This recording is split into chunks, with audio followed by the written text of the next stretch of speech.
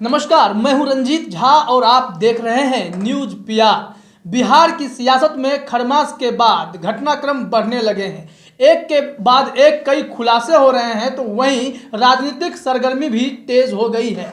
दरअसल एक जानकारी मिली कि शाहनवाज हुसैन को बीजेपी बिहार की राजनीति में एंट्री करा रही है, वो मुख्य धारा में विधान परिषद में उन्हें भेजा जाएगा। इसके साथ ही साथ मुकेश सहनी, जिसकी खबर हमने आपको सबसे पहले दिखाई थी कि मुकेश सहनी भाजपा कोटे की दोनों में से किसी भी सीटों पर जाने से इनकार कर रहे थे, और हाल में यह खबर भी आई कि मुकेश सहनी ने फिर से इनकार किया है। वह पूर्णकालिक सीट पर जाना चाहते हैं जो 6 साल का होगा, और इसके लिए वह राज्यपाल कोटे से होने वाली भर्ती का इंतजार करना चाहते हैं। लेकिन भाजपा ने भी अल्टीमेटम शायद उन्हें दे दिया है कि सुशील कुमार मोदी और विनोद नारायण झा की खाली हुई सीटों से ही आपको जाना होगा, जिसमें एक 3.5 साल का है, दूसरा है 1.5 साल का कार्यकाल, और इसमें चुनना होगा मुकेश सहनी को, क्योंकि शाहनवाज हुसैन बड़े कद के नेता हैं, तो उन्हें शायद 3.5 साल वाला सीट ही, वो जो कार्यकाल है वही मिलने जा रहा है,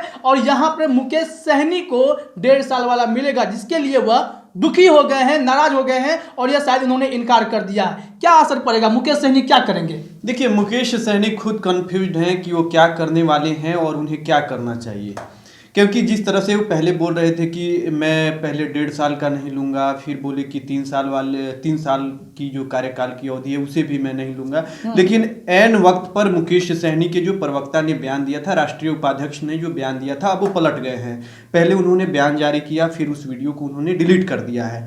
तो अभी कुछ भी कहना मुश्किल है कि मुकेश सहनी क्या कुछ करने वाले हैं। ये भी हो सकता है कि मुकेश सहनी मान गए हों, वो नॉमिनेशन जाके कर दे एमएलसी पद के लिए, लेकिन जिस तरह से मुकेश सहनी पहले से कहते आ रहे हैं कि वो कम से कम 5 साल एमएलसी बना रहना चाहते हैं, उन्हें 5 साल के लिए वो कार्यकाल चाहते हैं, लेकिन ऐन वक्त पर जैसे बीजेपी के द्वारा नाम जारी कर दिया गया, क्योंकि बीजेपी एनडीए गठबंधन में बहुत बड़ी पार्टी है, जदयू से भी बड़ी है, वीआईपी से भी बड़ी है, हम से भी बड़ी है। तो ऐसे में मुकेश सहनी के लिए ये चैलेंजिंग है कि मुकेश सहनी क्या जो एनडीए गठबंधन है उससे बाहर आ पाते हैं, या बीजेपी के दबाव में जो वो नहीं करना चाहते थे वो सब कुछ करने जा रहे हैं। चंद्रमोहन, आप हमारे पॉलिटिकल कॉरेस्पोंडेंट हैं, इन चीज़ों को बारीकी से आप देखते रहते हैं, तो जरा हमें आप ये समझाइए मुकेश सहनी की पार्टी की वस्तु स्थिति क्या है? देखिए, मुकेश सहनी बिहार की राजनीति में अभी शून्य है। मुकेश सहनी के पास अपना कोई वजूद नहीं बचा है। जितने भी कैंडिडेट चुनाव के समय उनकी पार्टी से चुनाव लड़े वो तमाम बीजेपी के थे। मुकेश सहनी के कोई कार्यकर्ता नहीं थे, कोई पार्टी का वर्कर नहीं था, तमाम वो बीजेपी के लोग थे। केवल मुकेश सहनी है वो सिंबल दिए और वो लोग चुनाव लड़ के आए और चुनाव जीत के आए। ऐसा कहा भी गया था चंद्रमोहन कि मुकेश सहनी के जो विधायक हैं जो जीत के आए हैं वह मुकेश सहनी को अपना नेतृत्वकर्ता नहीं मानते हैं। वो कहते हैं हम मुकेश सहनी के नाम पर नहीं, अपने जनाधार पर हम जीत के आए हैं। तो क्या इसका एक जो झोल आपको दिखाई पड़ता है, इसका क्या असर पड़ सकता है आने वाले दिनों में? देखिए, ये तो तय है। मुकेश सहनी जिस तरह से नाराज चल रहे थे कि मैं नहीं लूंगा, मैं एमएलसी नहीं बनूंगा, 3 साल मुझे नहीं चाहिए, मुझे 1 साल नहीं चाहिए, लेकिन अब दबाव में आ गए हैं मुकेश सहनी। हो सकता है कि वो जाके अविलंब में जो नॉमिनेशन है वो कर दें, क्योंकि जो उनके विधायक थे जिस पर वो दम भरने वाले थे कि ये तमाम लोग मेरे हटने से हट जाएंगे, मेरे रहने से रहेंगे एनडीए गठबंधन में, तो वो सब कुछ नहीं होता हुआ दिख रहा है। क्योंकि मुकेश सहनी के जाने से कुछ फर्क नहीं पड़ेगा। अगर मुकेश सहनी चले भी जाते हैं तो उनके विधायक एनडीए के साथ रहेंगे और एनडीए के सरकार में शामिल रहेंगे।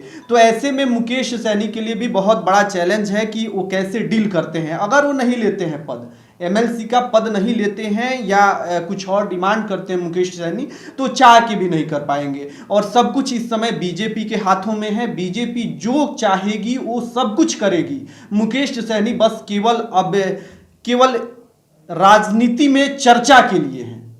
मुकेश सहनी की ही बात अभी हम और भी आगे करेंगे, और हम ये जानना चाह रहे थे कि मुकेश सहनी अगर पलटी मारते हैं, अगर उनका विधायक उनका साथ देते हैं, अगर मुकेश सहनी किसी प्रकार से ये मैनेज करने में सफल हो गए कि आप हमारे साथ रहिए, आपकी मुरादें पूरी होंगी, और यह मुरादें तब पूरी होंगी अगर महागठबंधन में मुकेश सहनी को अगर डिप्टी सीएम का पद दे दिया जाता है, उनके 4 में से कम 2 विधायकों को भी अगर मंत्री का पद दे दिया जाता है, तो आप सियासी समीकरण एनडीए का कैसे देख रहे हैं और महागठबंधन का कैसे देख रहे हैं? फिर क्या जरूरत लग रही है, क्या कमी लग रही है?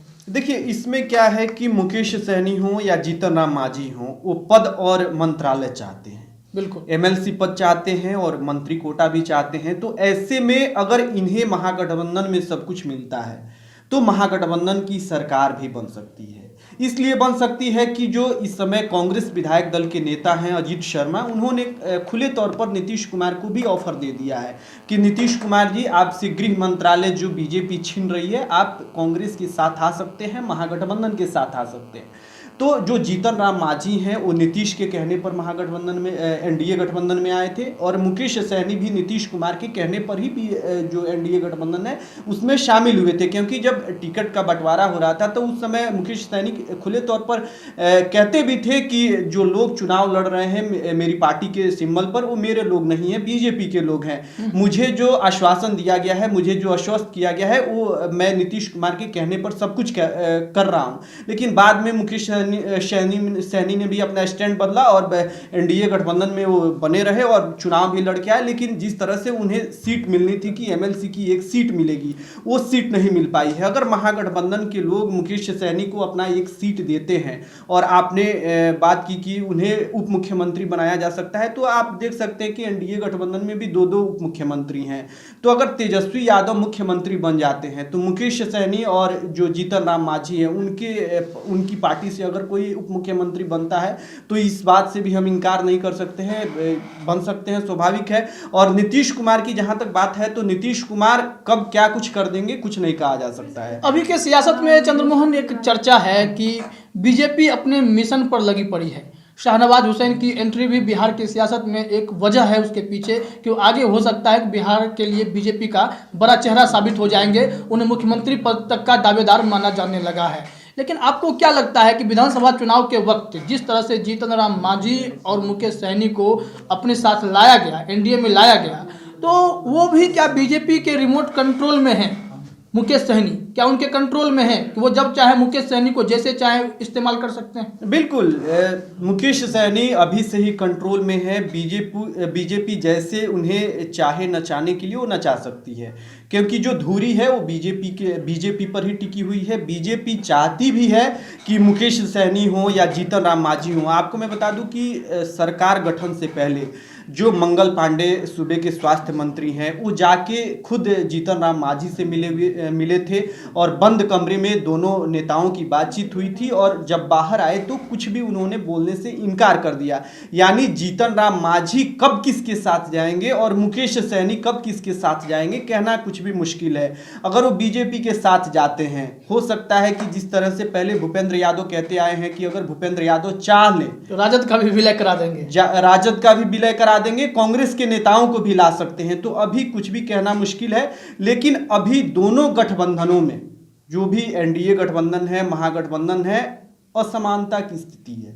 मतलब चीज़ें जो हैं वो सही नहीं लग रही हैं। लेकिन खरमास के बाद से सियासी घटनाक्रम जिस तरह से तेज हो गई है बिहार में चंद्रमोहन, तो आपको आगे क्या लगता है, संभावनाएं क्या है आगे की संभावनाएं कि बीजेपी अकेले चलने की राह पर आएगी, नीतीश कुमार कांग्रेस के साथ जा सकते हैं, या मुकेश सहनी, जीतन राम मांझी, तेजस्वी यादव का साथ दे सकते हैं? इन तीन चारों जो संभावनाएं हैं उसमें से कौन सा सबसे सटीक और प्रभावी दिख रहा है? देखिए, बीजेपी पहले से ही ये कवायद करते आ रही है कि वो अकेले आए राज्य में, क्योंकि जिस तरह से मैंडेट मिला, बीजेपी के जो वरिष्ठ नेता थे उनका मानना था कि ये बीजेपी के वोटर हैं, बीजेपी को लोगों ने सपोर्ट किया है। नीतीश कुमार उसी समय से खफा हो गए थे। नीतीश कुमार नहीं चाहते थे कि जो कोर वोटर हों वो बीजेपी के साथ चले जाएं या बीजेपी कुछ ऐसा करे जिससे मुझे नुकसान हो। तो पहले से जो जिस तरह से वोट के समय में प्रचार के दौरान जब बीजेपी के नेताओं को बुलाया जाता था तो शाम में पहुंचते थे। नीतीश कुमार जी ने स्वीकार भी किया कि जब भी मैंने किसी बड़े नेता को बुलाना चाहा तो शाम में पहुंचे जब कार्यक्रम समाप्त हो गया। तो ऐसे में बीजेपी पहले से ही चाह रही है कि नीतीश कुमार को बस केवल मुखौटा बनाया जाए और राज्य में बीजेपी की सरकार हो। तो ऐसे में जो सैयद शाहनवाज हुसैन बिहार की राजनीति में एंट्री करने वाले हैं, कोई छोटा मोटा कद नहीं है उनका, बहुत बड़े नेता हैं और अनुभवी हैं, केंद्रीय मंत्रालय भी देख चुके हैं, कई विभागों को उन्होंने देखा भी है। तो कुल मिलाकर के अभी आप समझ रहे थे कि बिहार की सियासत में कुछ बड़ा बदलाव होने जा रहा है और बिहार की सियासत का नियम है, पहले वाद विवाद शुरू होता है, बयानबाजी का दौर चलता है, फिर कोई नेता बड़ा फैसला लेकर सबको चौंका देता है। इन दिनों भाजपा बहुत हद तक नीतीश कुमार को मुखौटा साबित करने में सफल हो गई है। नीतीश कुमार साफ साफ दबाव में दिखते हैं और यहाँ पे आज विधान परिषद के उपचुनाव में जो नजारा आपको देखने को मिल रहा है, मुकेश सहनी खटपट शुरू कर चुके हैं। जीतन राम मांझी भी अपना डिमांड में आगे बने हुए हैं। वह चाहते हैं कि उन्हें कोई मंत्री का पद मिल जाए, एक एमएलसी का पद मिल जाए। इन तमाम चीजों को वो तलाश रहे हैं और अपनी मांग को रख रहे हैं। ऐसे में मुकेश सहनी, जीतन राम मांझी जैसे लोग बिहार की सियासत में कब क्या करेंगे इसका अंदाजा लगाना मुश्किल है, लेकिन आने वाले दिनों में बहुत बड़ा बदलाव भी आपको देखने को मिल सकता है। मेरे और चंद्रमोहन की तरफ से फिलहाल इतना ही। बाकी खबरों के लिए आप देखते रहिए न्यूज पीआर। आपका बहुत बहुत धन्यवाद।